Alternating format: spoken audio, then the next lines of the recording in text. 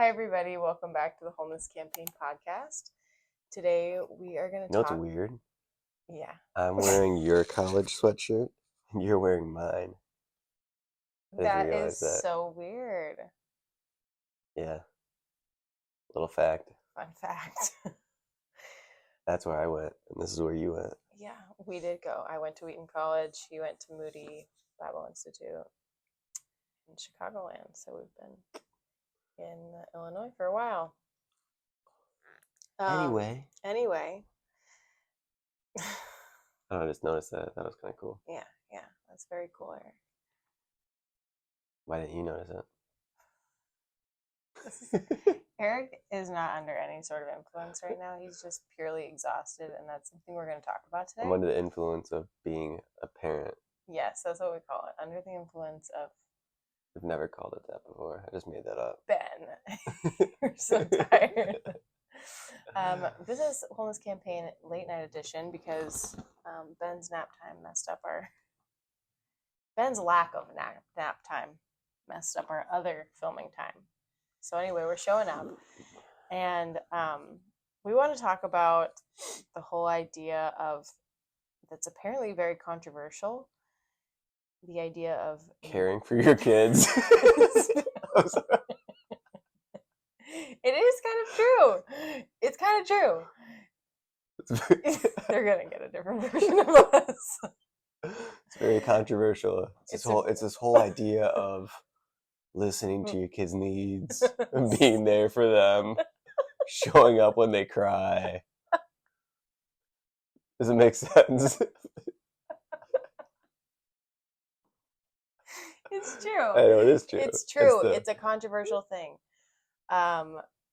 Because parents tell you from day one that you better not let your kid... You don't want them to get too attached to you. Yeah. You don't want them to love you too much. You don't want them to really need you that much. Yeah. Otherwise, they might need you later. It's like all this weird idea. Yeah. Anyway, I want to talk about nurture. I want to talk about its effect on the nervous system and its ability to help. What? Why are you giving me that look? He's so tired, you guys. I'm just having fun. Yeah, we're just going to have fun. But the idea that nurture and attuning with a baby's needs really sets up their nervous system for success in the future. And I actually think that is one of the reasons why people really struggle to heal in general, because they have so much chronic dysregulation in their nervous system.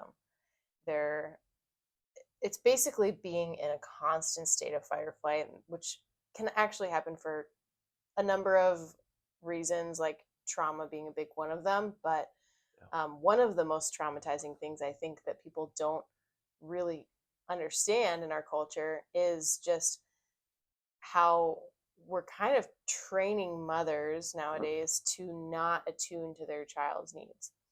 It's a really weird idea, and it kind of comes from this whole sleep training revolution. And if you are super pro sleep training for some reason, I understand there's a lot of variations of what that can mean, but I think what I will refer to here is this basically sense of you're not actually attuning with your child's cries. So when they cry, you're purposefully ignoring their cries. And that literally, I'm learning a lot from this neuroscientist that talks about, there's a book called Nurture Revolution that's out there. It's becoming really popular on the internet right now because nurture really is revolutionary in our culture that just values so much independence. And I think it's really interesting that the early stages of a child's life, the early development is they say that it's like the first 3 years builds the child's capacity to respond to anything in life. It's actually building their nervous system. And so the training them to actually be able to calm down, co-regulate with somebody else, with another adult, is actually helping them learn how to co-regulate with people in the future. I believe co-regulate with God in the future, when they learn who he is and can be in a relationship with him. All of those things are actually developing this secure attachment and this regulated nervous system that, really without it, it can be a huge hindering block for people in their healing. Yeah. So we've gotten tons of advice of like, let your kid cry it out. And like all of the sleep training pressure that's really on moms nowadays that we're kind of saying no to. It's actually coming out that like purposeful ignoring of your child's cry, or not like comforting them in the ways that you can to help them soothe, it's not actually training them to do anything. What it's actually doing is putting their body in a state of extreme fight, flight, freeze. They're entering into a trauma response. Yeah, they're shutting down, which I don't think any parent would want for their child, but this is actually neurologically what's happening in their body. They're essentially do you think a baby is able to rationalize in its own mind, oh, I just need to learn to be independent here? Right. I just need to learn that if I cry, I just won't. It's not about me always getting my own way. Right. No, what he's learning is, I'm alone. like, I'm alone. Nobody's coming for me. Yeah. Yeah. They stop crying because they give up. They actually talk about it being this sense of infant depression. And I honestly believe sleep trainers really prey on this whole idea that, you can train them in like that. I'm talking about more of the extreme methods of sleep training, but where you're basically telling parents that you can train them into something, but what's really happening is, their bodies are entering into sort of a depressed state. Mentally, that's what's going on. And they actually stop. They don't stop. I learned this recently, that they don't actually stop waking up in the night. So it's not actually making their sleep better. They will continue to wake up, but they stop crying out for their caretaker. Yeah. They learn to not cry out because they learn that the parent is actually not going to come and meet that emotional need. The emotional need that's actually super important to helping them to emotionally process anything in the future. Yeah. Now, I'm not going to go all the way to the extreme of say that there's no hope for that child that's been sleep trained. I'm not saying that at all. We are saying that you're probably screwing them up. Stop it. They are. No. To some extent. It's okay. We are too in other ways. Yeah. Let's be real. Well, it is affecting them. I'm not saying it's irreparable, though. It's not irreparable. Because there is obviously the possibility of repair. But what I am saying is damage. That people are wondering why kids end up so detached. Yeah. And there is a really big responsibility of the caretakers to be responsive. They don't have to be perfect. We're not talking about always always looking a certain way, being there before the child ever cries. We're not talking about being anxious, but we're talking about being responsive and consistently responsive. And that there is a sense it is traumatic to a child. So I think learning to look at this from a perspective of it's what does the child experience? How would you feel? How would you feel? How about why don't right now you take a minute and think about you being a 6-month-old baby who is just entered. No, I'm actually just entered into the world. You don't know anything. You're literally helpless and completely dependent on your parent, and you're scared, and you're crying out for your parent in the other room, and they are purposefully choosing not to come. because they think it's training them to in independence, and then Right. that's going to actually help Right. them in the long run, when actually the reality is you just don't want to pay the cost. You just don't want to lose your free time, Yeah. which is valid because Let's talk it's about a that. huge loss. Let's talk about I'll that. be real. It's very hard. There is a cost that comes with not sleep training. Mhm.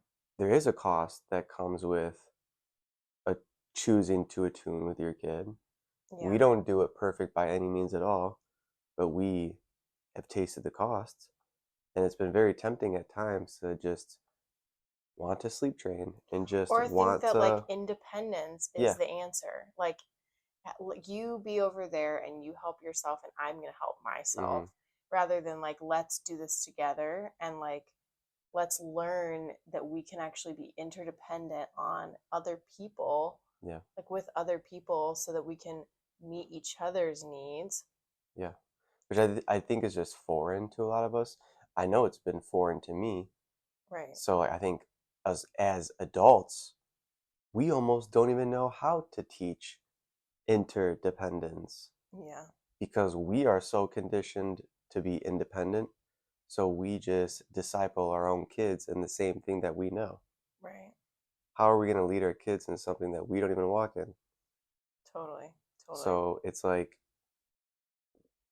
that's been a challenge for me. And Yeah. it's only because we've learned about it from other people that we know it's possible. And now we're trying to wrestle it out and trying to, we want that to be the norm, even though it's not necessarily the norm for me. I don't know if it's the norm for you, but I want it to be the norm for our kids, where they are more wired for dependence, Right. interdependent, Right. healthy independence Healthy that independence. has almost like a cascade of connection. Yes. Like to be independent in the context of secure and attached relationships. I like that. Yeah. Because we're not talking about not ever letting, like being those hover parents and all that don't ever let your child experience independence. No. But it's actually really at the pace of the child. Like it's letting them tell you when they're ready to experience like that level. Like it's letting them slowly make that transition. I just think it really does affect a child on a neurological level that um yeah, it's not talked about. And I think when especially when you're like we talk about a lot of healing through food, we're seeing things like Dr. Natasha sharing how you can heal depression and heal anxiety with food. There is Mm, this other component of like any of the mental health disorders that is so tied to your emotional health, your, past trauma, your nervous system yeah. being in fight or flight. And it's there's there's a whole probably generation of people that are having to retrain their nervous system to learn how to come back to peace, which is a whole separate topic, but it's really I'm, learning how to come back to peace because they weren't taught how to do that yeah. from an early age. So, I mean, I do think, you know, I do think obviously we're not just trying to say that there's completely no hope. There Well, is that's, hope, but there is a cost and there's a yeah. reality that We're trying to I expose the reality of actually what's most likely happening here yeah, more than what people think is happening here. right. They think that there's no consequence to it. They think that it's just producing positive results, Right. i.e., independence in their kid, more freedom for the parent, It's all over all that kind social of stuff. media. Yeah. But okay, it might appear like it is producing that, but if you just took a couple seconds to actually think about what's happening, Yeah. it would also be very obvious that it is affecting the child's ability to attach with the parent. Right. and their trust. Right. And that's going to affect their ability to attach to other people Right. and to trust other people and to even know how to ask For their needs. for their needs. Right. That's what's happening. Yeah. That might be a hard pill to swallow, but that is what's happening. Yeah. That doesn't mean there's no hope, but let's just air it out and be real with what's happening. And I think every parent needs to really assess what their capacity is here. And we're not saying it needs to be perfect, but you need to assess your capacity and maybe ask yourself why you're doing what you're doing. Or like, what is your And priorities? I mean, I think at the yeah, end of the day, people really think like people would want emotional and mental well-being for their kids. yeah, People really radically disagree on how you get there. And that's where you really, for one, we have to stop trusting the random sleep training accounts that have literally no scientific backing on the internet, but are marketing fast and easy results, and actually start looking at the data. But another thing is like, we have to like reconnect with our instincts a little bit, especially as parents.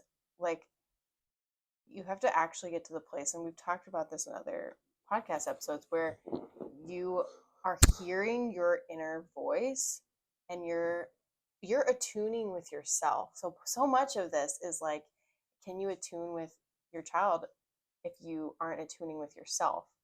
Are you actually able to listen to yourself? What is your internal voice saying? And I mean, this disconnection with our internal voice has so many dramatic consequences for people's health. Very often they don't trust themselves. They have no understanding of, what is my body saying, what do I need. They trust medical professionals to have complete authority over their lives. There's so much to that, but reconnecting with that inner voice, that inner instinct, because there's actually deep down that inner instinct is actually never wrong. And don't get me wrong, like that can be kind of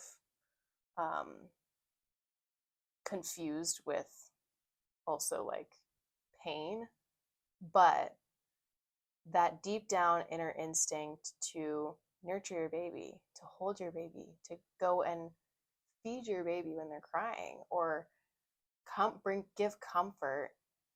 Oftentimes moms are saying in these things that I just couldn't, like, I had such a hard time letting my baby cry it out. And it's like, where is this disconnection coming from? Like, why are we listening to all these external outside noises over and above the internal voice that's really, I mean, that's the voice like we should be weighing almost, I mean, really everything against, like, what voice? the internal voice. I'm talking about Yeah. this, like, the sense, basically your intuition. Yeah.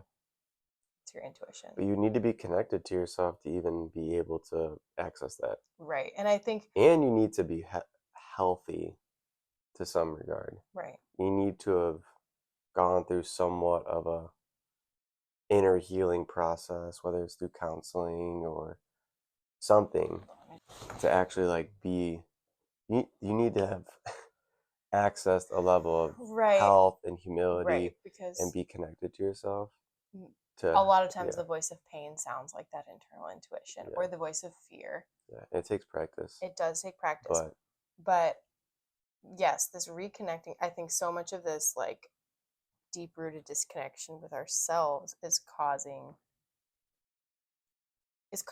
these like really, it's like generations of dysregulated people continuing to be dysregulated,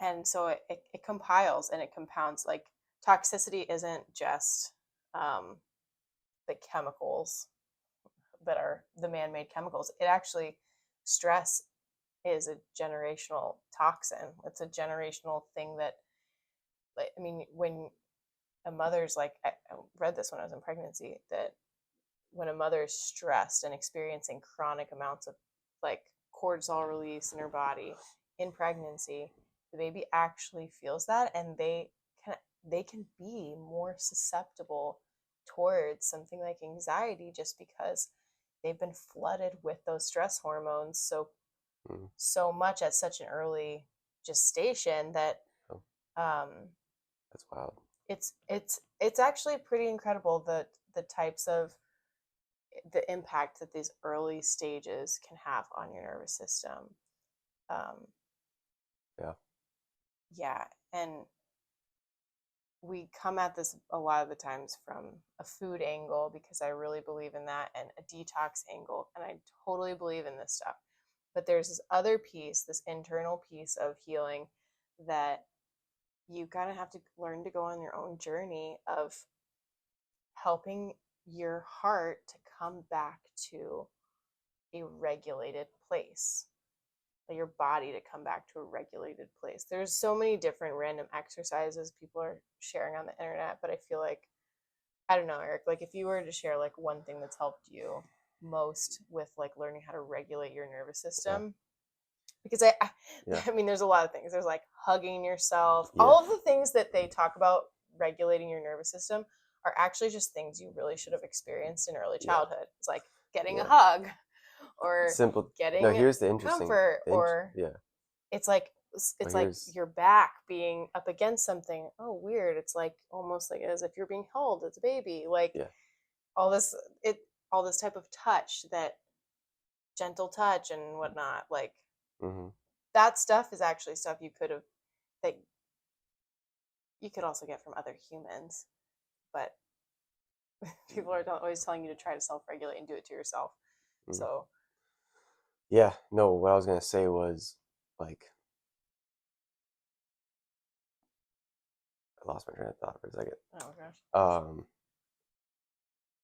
It's interesting because I asked you a question, like how do you feel like you regulate?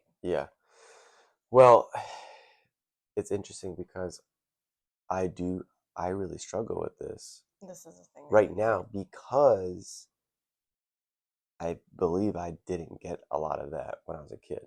Yeah. You know what I mean? So the reason why I understand this concept personally, and I understand how it can affect someone later in life, right, to be able to form. So if you just like struggle being attached to people and connecting with people and stuff like that, there's a reason why, and it probably stems all the way back to your childhood. You probably didn't get it from your parents, you know, and you could dive into that if that is you. That's a journey. But the interesting thing is that one of the things that does help me regulate is maybe one of the only ways that I did get regulation back as a kid, which is like you scratching my head, or rubbing my back. It's like basically like playing with your hair. Because I have these memories of being a kid and like it's so interesting. My mom or my dad like rubbing my back and scratching my head. So to say it doesn't matter, okay, then why 30 years later am I those are still the things that still sometimes these are the only things that literally it is that help you regulate. Sometimes it's like literally earlier today you asked me, you're like, hey, is there any way that I can love you? And I was like, I don't know if I really want love. Because you'll reject love, but you won't reject. And then you were like, can I scratch your head? And I was like, yeah. Little kid comes out. Yeah. And you're to like, this day, sure. It is still one of the main ways, and sometimes the only ways, that I can experience love and actually get, and I got regulated after that. Right. And I forget about it, but that got solidified back when I was a little kid. I don't even know how old I was, but I was a little kid. It's an implicit memory. Yeah. It's a memory in your body. Yeah. Yeah. So guys, this stuff matters. And I'm sure maybe you're thinking of an example with yourself right now of something that helps you regulate, something that helps regulate just means something that helps you calm down. It helps you get back to peace.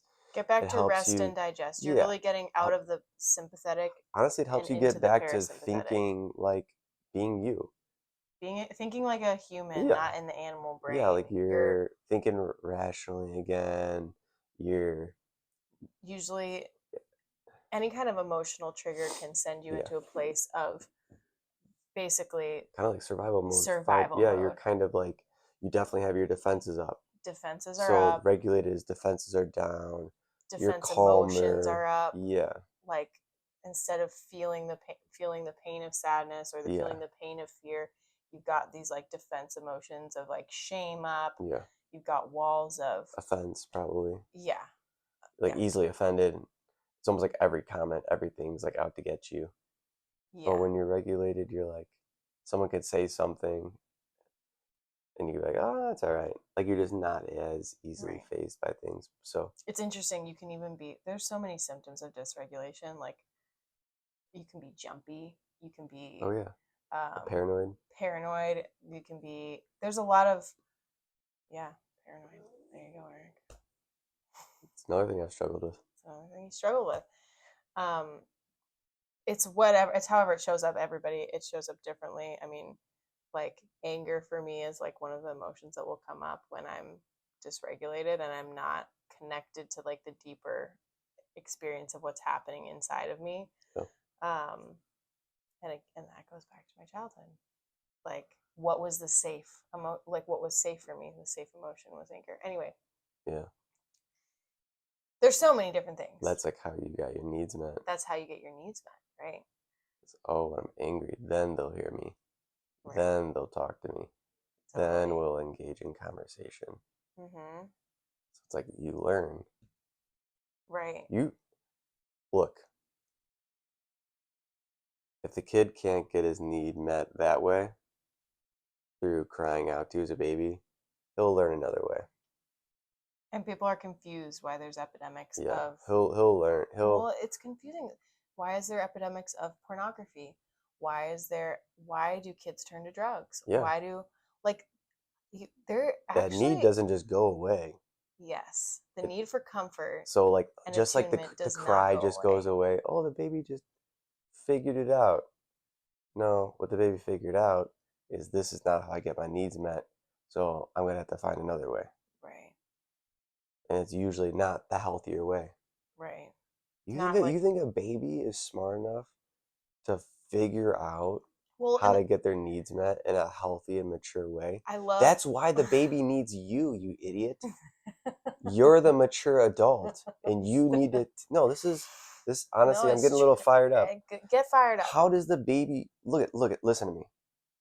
You think the baby is able to teach itself how to regulate?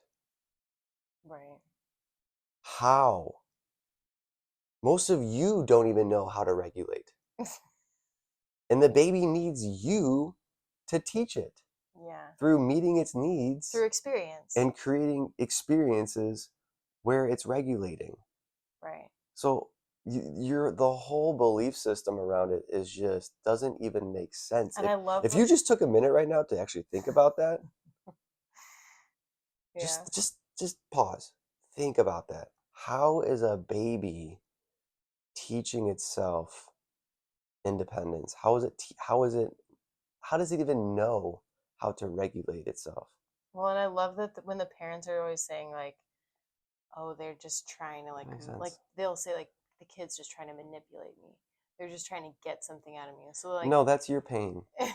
That's your pain that's most likely your pain of feeling manipulated in your own life, and now you're projecting that onto your baby. Well, because the reality is they don't know how to be mischievous. What they're actually doing is they're trying to meet a need. Yeah. They're just trying to meet a need. In your relationship with needs, if you and I will expose myself. I have those feelings. I will feel powerless. I'll feel out of control. I'll feel manipulated by the baby. But one thing I can at least own and recognize is it's my own pain. Right. And it's my own relationship with people expressing their needs. Right. It's because I have an unhealthy relationship with getting my needs met that I literally will project that belief system onto other people. Because a baby is so innocent it's literally doing what's innate to the baby. Yeah.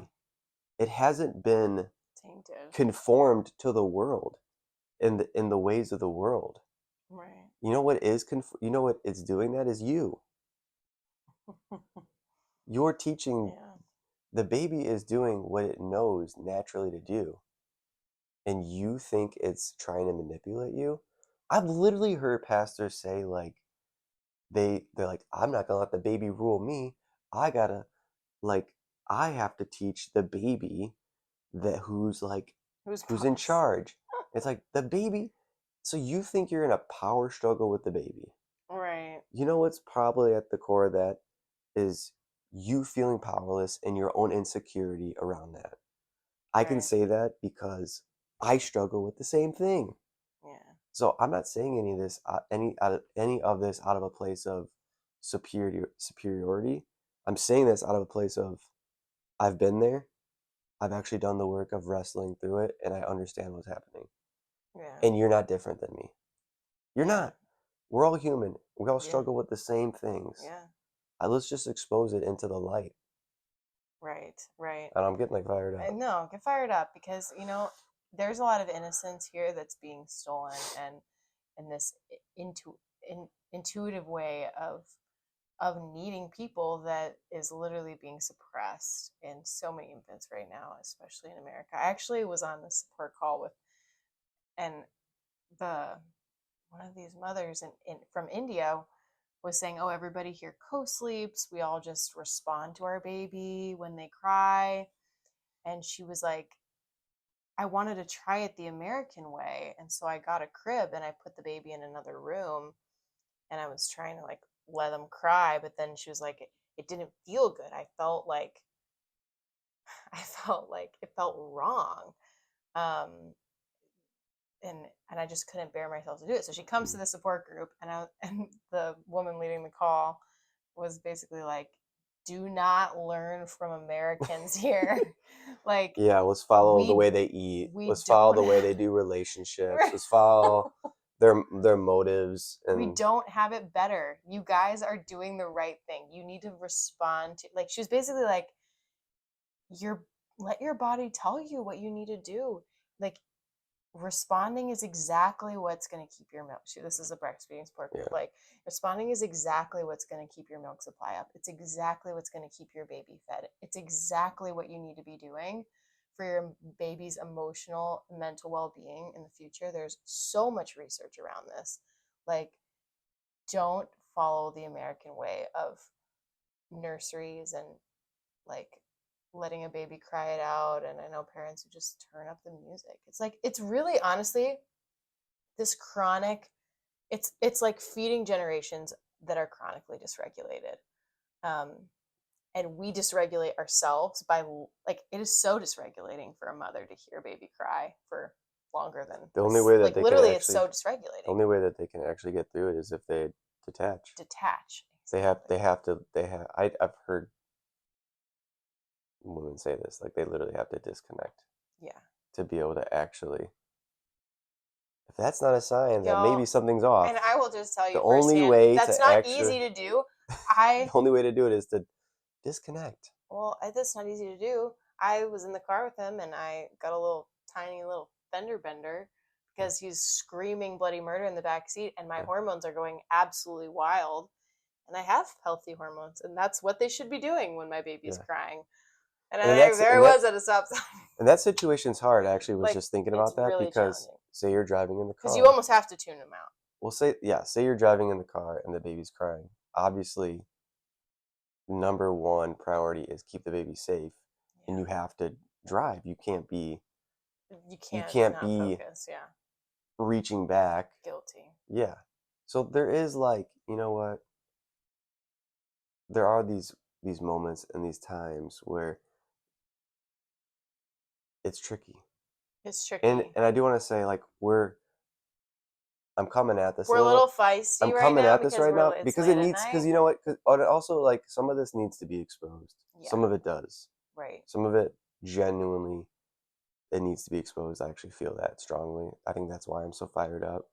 Is let's just be honest about why you're actually doing it. Right. But at the same time, I do want to like validate, like, it's hard. Yeah. It's hard. It's extremely hard. The goal is not to do it perfectly. There are moments where you have to, like you're driving and the baby has to cry. Yeah. And because you're like, I need to get you home safe. Yeah. Okay. Totally valid. Yeah. I'm And not a great example there. you know what? There are moments where of weakness Yeah. where you're just like, have reached my limit. And there's Right. no shame in that. Totally. There's no shame in having moments of weakness, feeling overwhelmed, whatever, Yeah. not doing everything perfectly by the book. What I have a problem with is this culture that's starting to normalize neglect. And That's really what we're coming we're at. really trying to come against that, like, because the neglect is so detrimental to you learning how to understand your needs emotionally and physically. It's so harmful to your nervous system. And what we really need to be doing is teaching and supporting parents in parenting, which is just hard. I mean, it's just challenging. We could just own that it's hard and we need support. And like, this is not easy. There's no real easy way around this. There's no real way to like make it a cookie cutter thing, because I was just listening to the Kylo podcast on this, and they're saying like, so many parents like are wishing away this season, or wishing away, they're talking particularly about like teenage years, and it's like the second you're like, you disconnect from them in this super important time because it's really challenging for you, you then wonder why they're like adults with kids and they like don't want to come around anymore.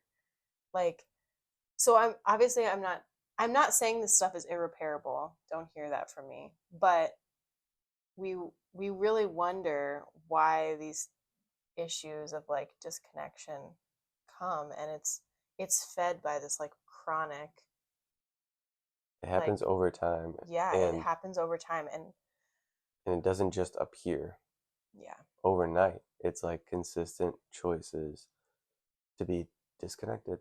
Right. And and it doesn't mean that you're never going to have moments of being disconnected. I have moments. Totally. I have moments like just today I yelled. I was like, I got so angry, just frustrated, because it's a lot to be a parent, and you're giving everything, right? And you're laying your life down for this kid, and you're putting his needs before you. That's what it means to be a parent, right? That doesn't mean that it's still important for you to have your own time. You need to be getting filled up. All that's important, right? But they're both are true. And I was just overwhelmed and I yelled, and the only thing I could do in that moment was then just say I'm sorry. Say I'm sorry. Repair. Ask for my son's forgiveness. Repair, go back to connection the best I could. And then I just cried. Yeah.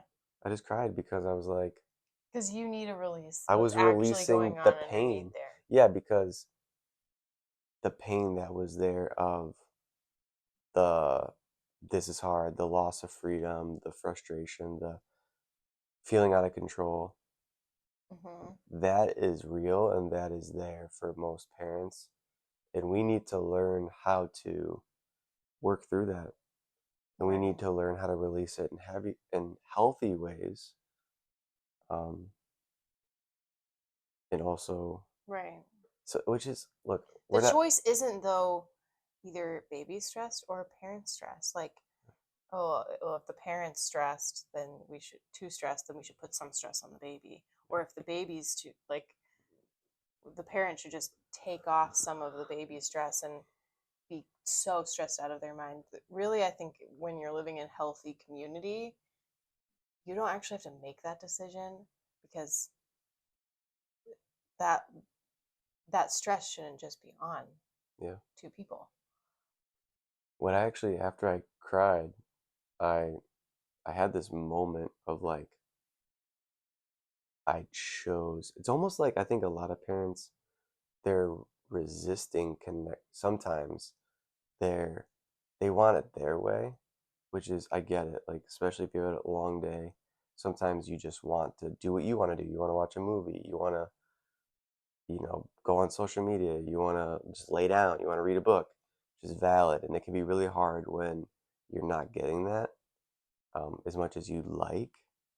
But sometimes the hardest thing is like just, I don't know, in a way, like releasing the expectation and coming face to face with the reality and then just choosing into the moment. So it's like he wakes up early from a nap and you didn't expect that. Yeah. That can feel really frustrating. But then we disconnect completely from what's available. Yeah. And I think it's kind of because we're bitter, we're angry, we maybe have some resentment. But if you can find a way, not saying I do this perfectly, I'm just saying I had this moment of kind of seeing this today, where if you can release the pain there, you could actually enter back into connection is available for you, is what I'm trying to say. Yeah. It's available, and a lot of times we're just choosing out of it because we're hurt. Right. We're hurt, and we are like stuck in like, well, I could have been doing this. I wanted to do this. I'm not getting this. You know what I mean? It's kind of like that whole mindset is blocking you from like literally like connecting with your kid who's right in front of you, who you could have a beautiful moment with him. Well, it's battle of the needs. It's battle of the needs, man. Yeah. And it's like, but the crazy thing is actually like you could get your need met. The parent, I think sometimes you think, yeah, it's battle of the needs, and you wanted it to get met a certain way. You wanted it to get met in but independence. you could, yes, typically. you wanted it to get met in independence, but there's actually an invitation for you to get it met with someone else. Right. And like it's actually an invitation into co-regulation. You could still get that need met with your kid awake and with him or her. Right.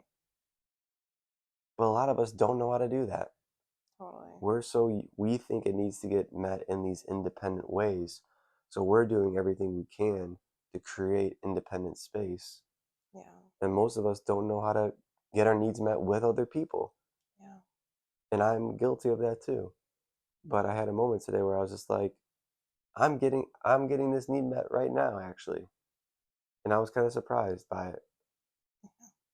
But I think a lot of us were blocking ourselves from even experiencing that because we're bitter that something didn't go our way. And then we just kind of shut down to even receiving. And we're just waiting for when he goes to bed. Well, and it's just breeding anxiety, and more nervous system dysregulation in ourselves to have this like expectation. And it doesn't. It feels really high stakes. Yeah.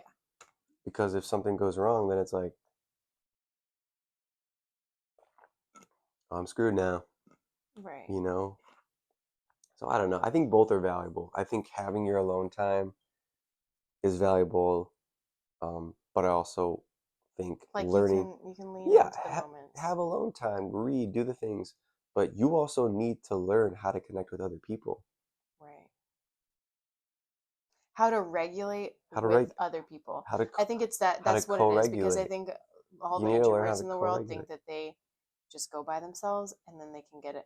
But I think parenting, especially if you're an introvert, it forces you though to be like, hey, is all of this introvertedness really me going and filling my cup up, or is some of it I was just taught that you regulate by yourself? You just feel safer by yourself. You feel safer by yourself, so I can go back to peace easier alone. Yeah. Which actually I would argue isn't full peace. It doesn't mean it's the better way. It's not typically like the way that feels. First of all, there's a lot of times I go off by myself and I'm not actually even fully regulating. I'm just like numbing out. And at some point it's not practical. Yeah. You start a family, you can't just be what happens is then you start to create systems to force that reality. Right. If you think, oh, I got to carry this through, this is the Uh-huh. only way I can get peace, then you start That's what I said. manipulating and Sleep train. yeah, then you start manipulating and forcing realities that aren't natural to get the thing, Yeah, and you justify it. totally. And you justify it, and you're like, well, man, this is deep, dude. It is deep. You justify it so you could sleep better at night. Yeah. So you make yourself feel like, well, I'm just helping him. I'm disciplining him. Right. I'm being a good parent. I don't know. Yes. It's really not even about that. It's like, Look, I want you to know that are you coming I'm connected? literally calling myself out on this too. If you're feeling called out, I'm calling myself out. I'm exposing myself. I'm just about exposing. Let's just let the truth be the truth. And if the shoe fits, what's that saying? I don't know. If the shoe fits, wear it. If it doesn't, kick it off. If the shoe fits, wear it. If it don't, kick it off. Sometimes Yeah. the truth hurts. It do. You're getting an unfiltered version of Eric who doesn't care about anybody's internet opinions tonight. And that's actually Don't. probably a better thing. Yeah, there's a lot out there. And so we wanted to kind of join the discussion a little bit because this stuff is so relevant to healing. Like emotional health, really, the bedrock of it is early attachment with safe people. And it's, I don't know. I think, Early attachment with safe people. yeah. Early. Yeah. It needs to be early. First 3 years. First, Foundation. really, I mean, it goes down to the first moments. Yeah. Yeah. Why is skin? I mean, the doctors understand some of this. Why is skin to skin so important? Yeah. There's so much regulation that's happening. Babies' literal breath can be regulated by by touching a parent. There's so much there. I've heard stories when I'm listening to birth stories of just babies who had so many different issues and they just got more contact with the mother and those issues just resolve themselves because when a baby's at peace, it's like they don't need to have all those problems. It's like Yeah. they can just co-regulate with the mom on a physiological level and their body responds because their emotions are like at peace. So It's good. I love this discussion. I hope you found it interesting. If you have any comments, I'm sure we're going to get some interesting ones. Leave them in the description or leave them in the comments below. Yeah, give me a good argument of let's just fight it out. What is so beneficial a lot going on with the sleep internet. training. Please tell me. Give me something valid though. Don't waste my time. Seriously. Give me a holistic reasoning. Yeah. That doesn't involve you. Yeah. So anyway, we want to hear your thoughts. I hope you enjoy this episode. We will see you in the next one. Peace out. Sorry, I got a little feisty. You okay with that? Yeah, I'm fine with that. You a little nervous? No.